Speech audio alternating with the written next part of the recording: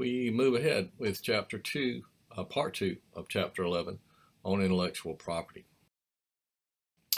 We said in Part 1 that there are black letter statutes that in the United States, and I guess other countries have their own sets of laws that deal with ownership of intellectual property.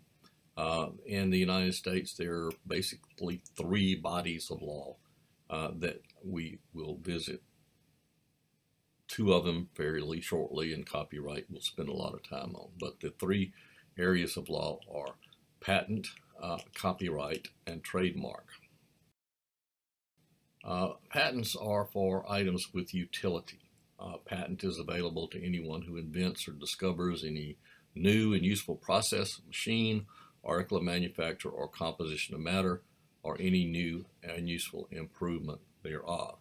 We don't spend a lot of time on this because patent issues don't really come up extremely often in the world of media. But the basic process for obtaining a patent is to submit the paperwork, the drawings, the plans for this device or this process to the U.S. Patent and Trademark Office, the USPTO, which is part of the Department of Commerce. The examiners there look at the plans, and they look at everything else that's in the files that has been ever submitted.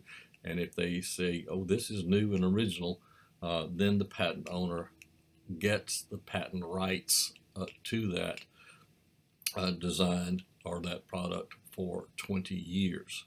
And after 20 years, the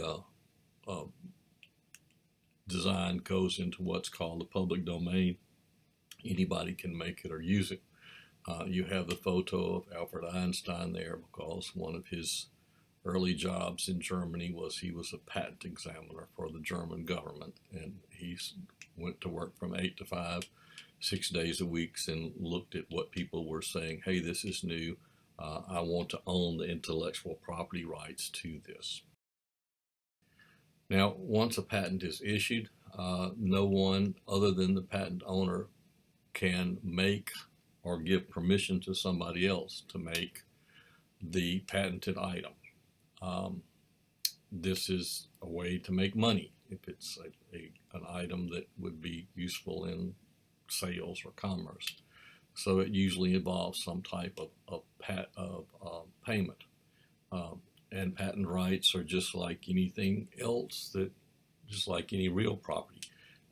They can be sold, they can be inherited, they can be transferred, they can be auctioned off. A person who owns the patent is in control of that the same way as a person that owns our proverbial baseball. Do whatever you want to with it, it's yours.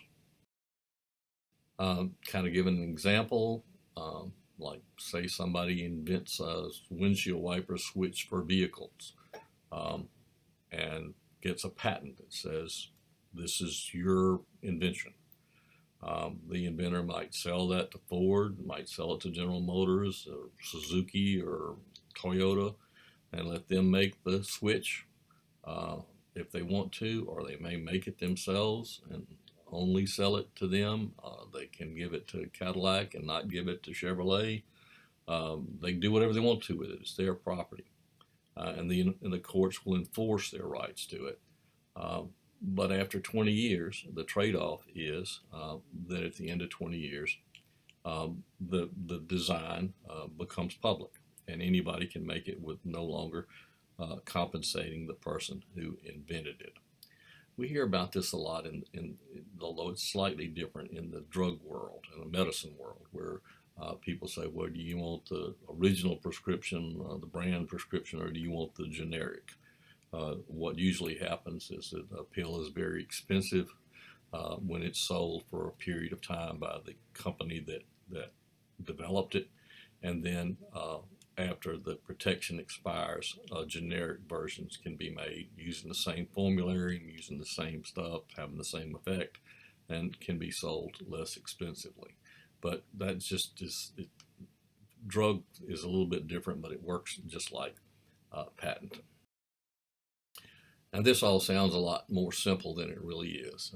Apple, for instance, owns about 75,000 patents.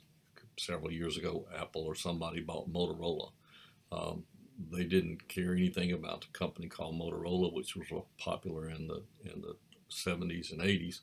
But Motorola owned a bunch of patents, and so that made the company very valuable.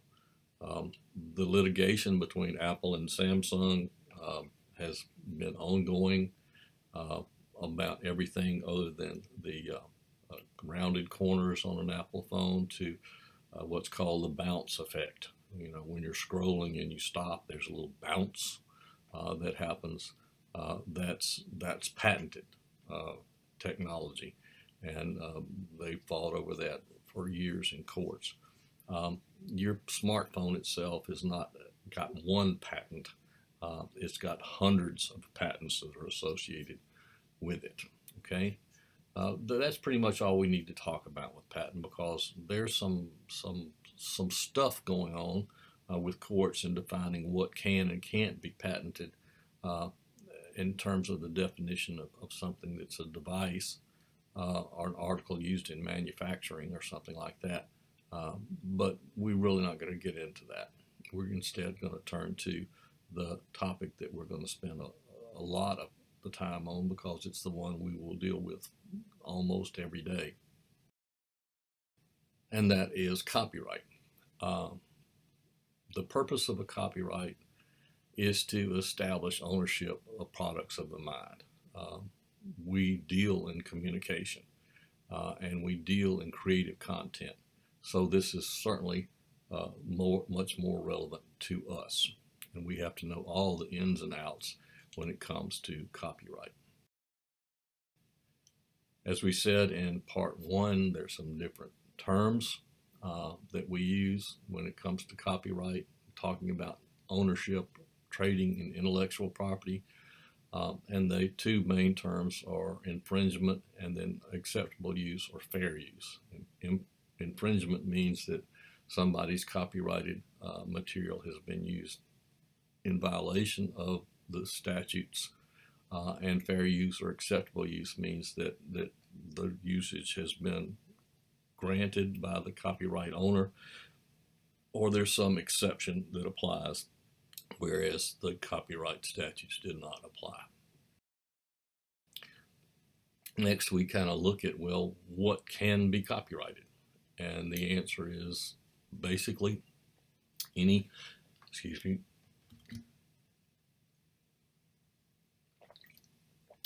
excuse me.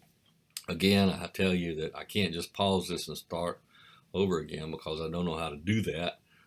This thing makes me start all over from the beginning if I stop to cough. So you get to listen to me and my hoarseness. Sorry.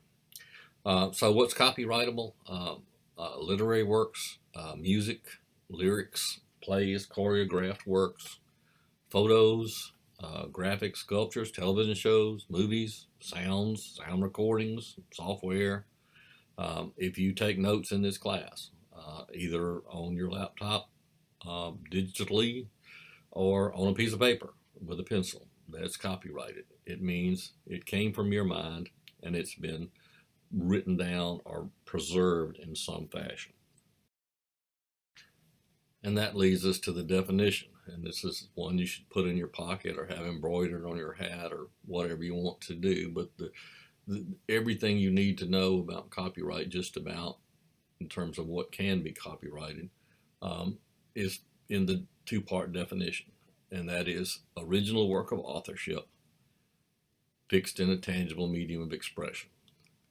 Authorship sounds like books and stuff, but it implies words and includes sounds and music and things like that. The original part we'll talk about a little bit more in just a second. And fixed in a tangible medium of expression. And that separates an idea from copyrightable works. People have ideas all the time, and that's fine. But an idea is not copyrighted until it's fixed in a tangible medium of expression. Think of tangible meaning transferable or saved. And of course, it includes digital. It doesn't have to be a physical form. It can be in a computer file. but it means it's in some way that it can be saved or transferred or reviewed or something like that. And copyright is very broad. Um, when the Star Wars movies came out, they tried to figure out, well, what does a lightsaber sound like? So they got some people to try to figure out what a lightsaber sound like, and they came up with the sound of a lightsaber. And it's copyrighted. They own Lucasfilm owned that sound, and if anybody else wanted to use that sound in their movie or whatever, and they did so without payment or permission to Lucasfilm, they were in violation of the copyright on the sound of a lightsaber. Of course, Lucasfilm sold all the rights to Star Wars to Disney for $2 billion.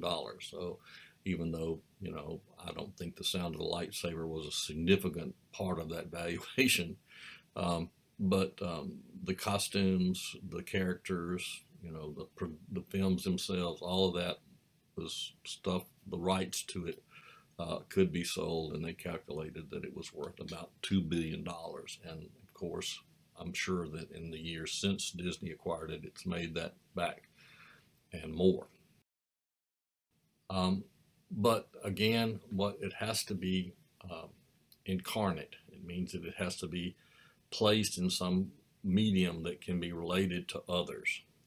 Uh, and if even if you're thoroughly convinced that you thought of something first, if you're not the person that reduced it to a tangible medium of expression, it doesn't matter. You don't own it until it can be shown to somebody else.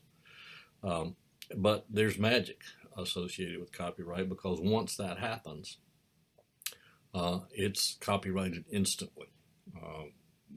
When you take your fingers off the keyboard in the middle of a paper that you're writing, everything that you've written to that point is copyrighted.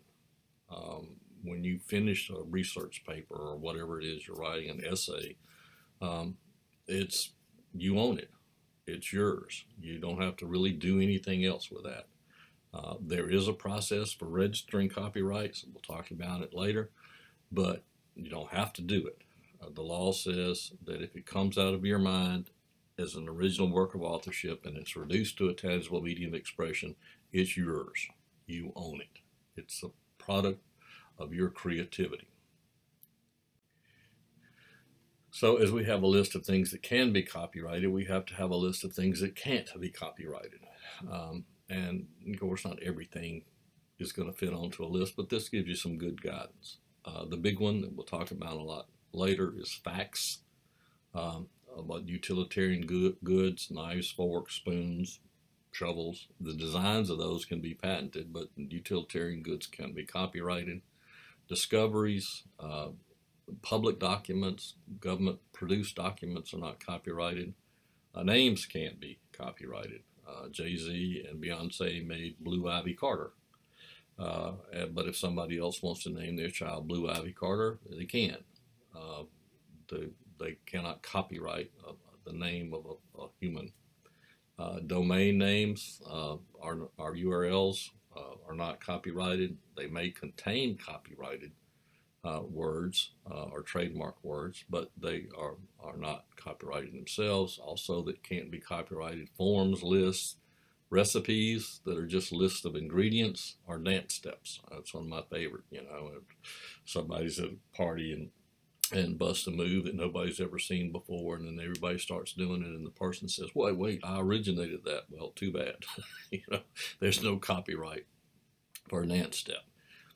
Of course, things are always not as apparent as they seem. If there's a ballet that has choreographed steps that are written out, and this dancer does this here, and this one goes over here, well, that can be copyrighted. But just like, I came up with a new move, and now anybody that does it has to pay me, no. And the same thing for recipes. A list of ingredients can't be copyrighted, but the instructions on how to prepare something can be copyrighted. When you're working in these areas, you sometimes are going to have to come back and do a little research about it.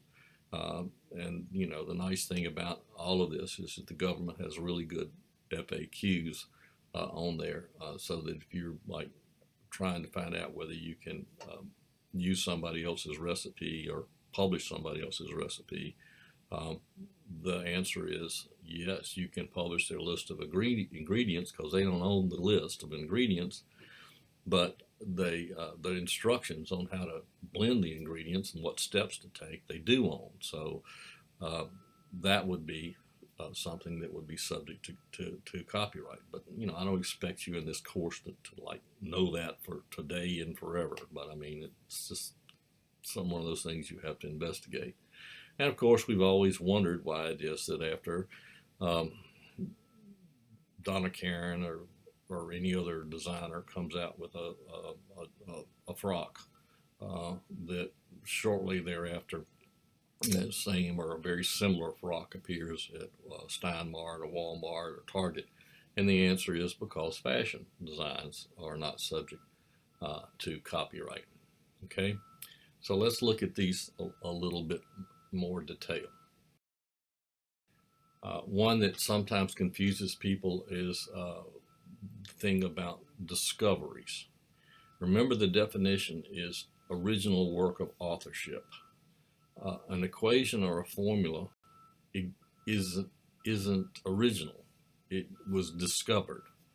Uh, the figure that you use to calculate the circumference of a circle, pi, 3.159 or something like that, it existed before Archimedes discovered it. So he can't copyright something that was there as part of nature or whatever, or part of mathematics. I mean, before Pythagoras did the sum of the squares of the hypotenuse and all that stuff, that was there. He just came up with a formula, so he can't own that. The picture of the DeLorean from Back to the Future is there because of the fusion reactor. You know, fusion technology may be subject to some type of patents or something like that, but the fact that we know that it's possible, it's theoretically possible, so it's not something that somebody would be able to copyright.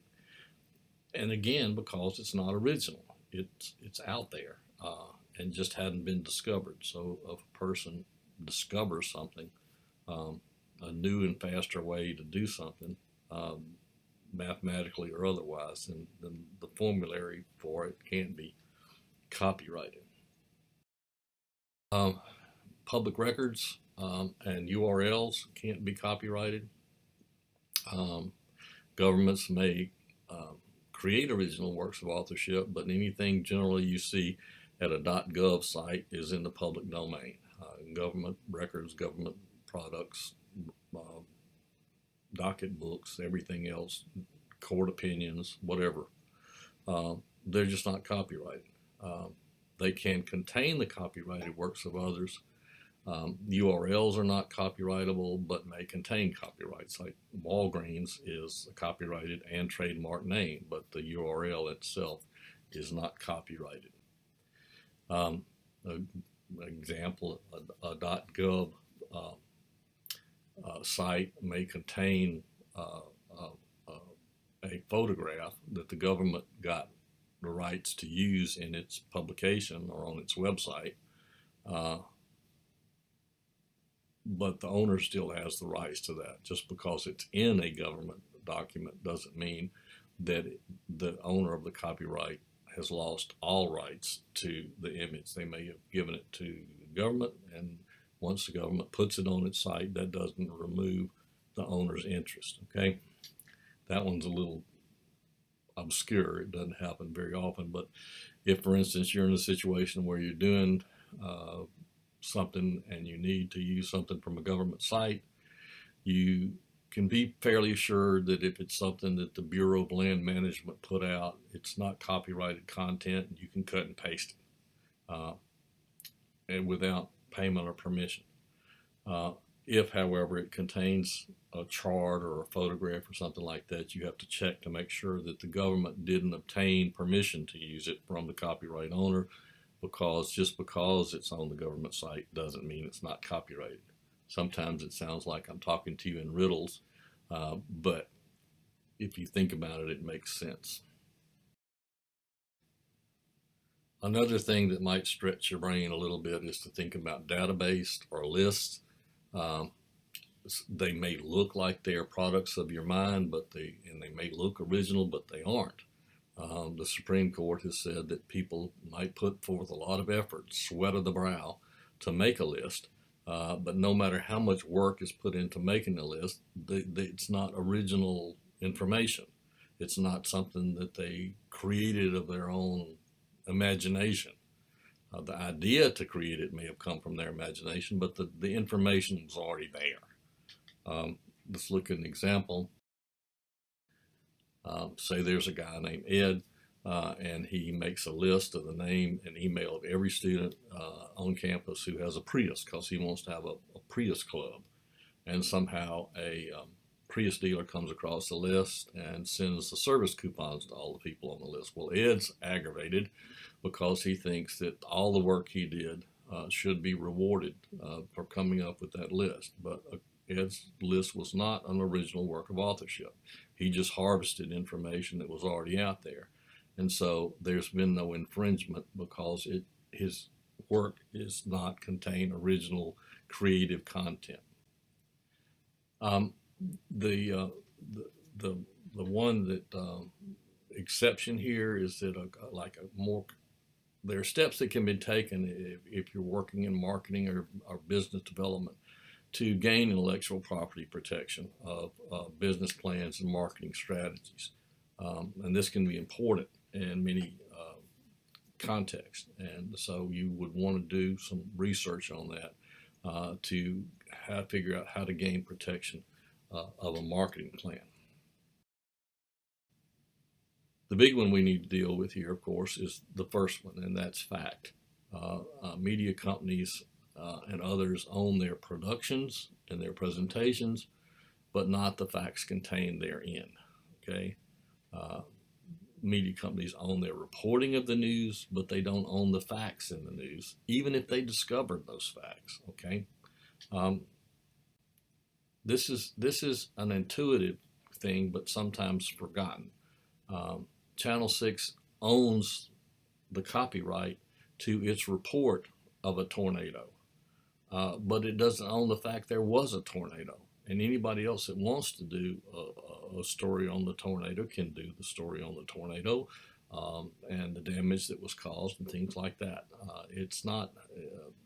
Sometimes people think, well, that this is an exclusive story and nobody else can do this story, or this is an exclusive idea and nobody else can have this idea.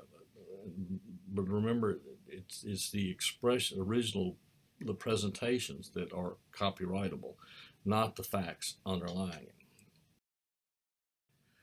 We go back to football, or we go back to sports for another example. Ole Miss owns that football game. It can decide who can buy a ticket. It can decide who can broadcast it on television, who can own the broadcast on radio. It can decide where the concession stands will be and what they can sell. It can decide what time the band's going to march and what songs they're going to play if they purchase the rights to them.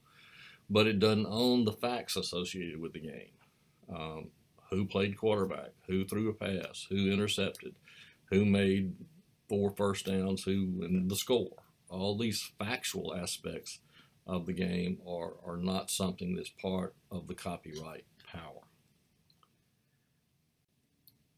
And we're getting kind of late into this, but we still need to deal with a couple of more things. One would be the hot news doctrine, which is kind of emerging, and it's kind of what it relates to is the prevalence or the temptation, which is more of an ethical question, for businesses to save money by not gathering their own information and just take information that other people have gathered and pass it along. It's called this violation is called the hot news doctrine, and that is that if say the anchor at one channel is just watching another channel on her monitor, and the other channel has reporters and everything on the scene, and the offending channel is just repeating what the other channel is reporting.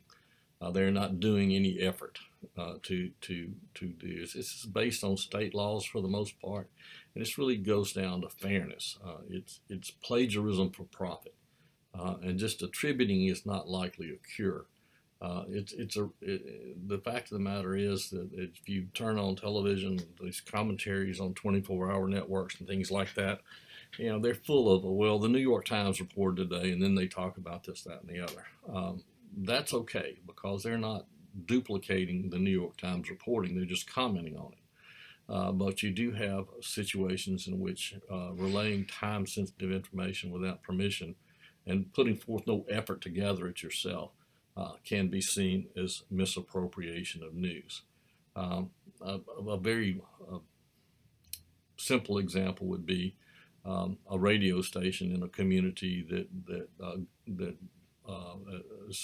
when the local newspaper puts the Friday night football scores on its sites, starts reading them over the air. They haven't sent anybody to the games. They have made no effort to report this. And so the question is, how fair is it for them to take that information that somebody else has gathered and use it themselves when they haven't really done anything toward gathering it? Fairness is also an issue when it comes to aggregation sites. There are a lot of fan sites and things out there that where content is pulled together from a lot of other different sites, and then somebody sells ads for it. There's a Beyonce fan site, and they've got scraping or some other type of technology where it goes out on the internet, and if there's any mention of Beyonce, they cut and paste the pictures and the stories to their site. Because they know consumers like one-stop shopping, and they'll have fans and they can sell advertising. Well, this is unethical if it's not illegal, because time, money, and effort has been invested in curating this content. The best practice legally is, of course, to provide links. A link is just a directional sign. It's like a card in the library that says the book is on this shelf. It leads a person to the information. It's like a recommendation. If you post a link, it's not really a violation of copyright. The downside, of course, it would take people off your site, but cutting and pasting copyrighted material is never okay. Wrapping up this section with some best practices kind of things. If you're dealing on the internet, social media, just assume that every photograph that you come across is copyrighted.